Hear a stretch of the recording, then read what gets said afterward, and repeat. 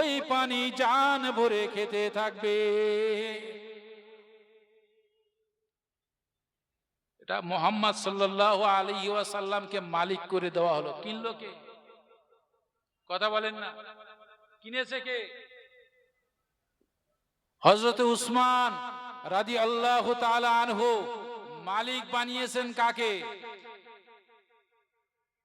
আল্লাহর নবীকে মালিক বানিয়েছেন। কেন?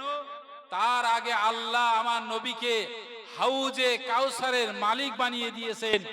ইন্না আতাইনা কাল কাউসার, হাউজে কাউসারের মালিক আল্লাহ বানিয়েছেন। সেই জন্য যখন হাউজে কাউসারের মালিক স্বয়ং আল্লাহ বানিয়েছেন, হযরতে উসমান কুয়াটাকে কিনে রাসূলুল্লাহকে মালিক বানিয়ে দিয়েছেন। আল্লাহ নবী দোয়া করেছিলেন, উসমান আমি আপনার জন্য দোয়া করি আল্লাহ আপনার সপরিবারকে আল্লাহ জান্নাতে দিক। কি উদারতা, কি অবস্থা! ফুরফুরা শরীফের মুজাদ্দিদুজ্জামান আলা হযরত দাদা হুজুর পীর কেবলা রহমাতুল্লাহ আলাইহি বাংলাদেশে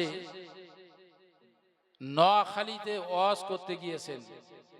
নোয়াখালী নাম শুনেছেন? নোয়াখালী সাথে নিয়েছেন বসিরহাটের আল্লামা রুহুল আমিন সাহেব রহমাতুল্লাহ আলাইহিকে।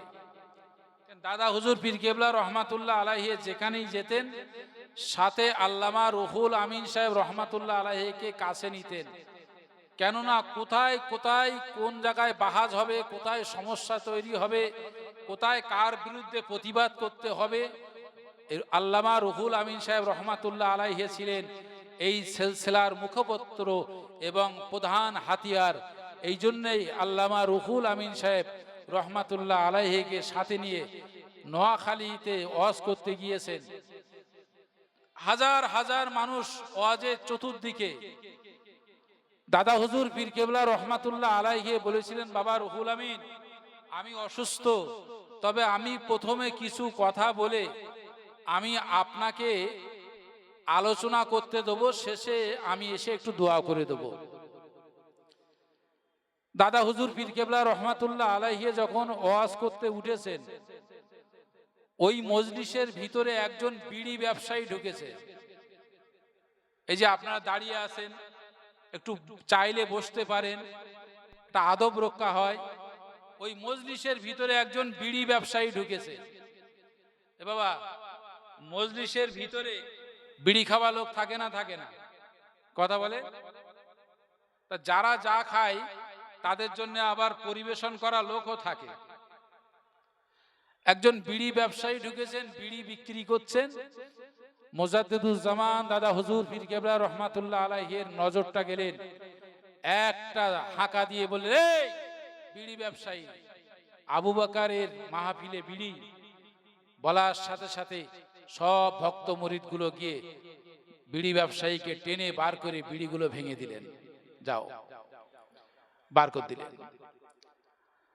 দাদা হুজুর পীর কেবলা রহমাতুল্লাহ আলাইহি বসে পড়লেন। আল্লামা রুহুল আমিন সাহেব রহমাতুল্লাহ আলাইহি ওয়াজ শুরু করলেন।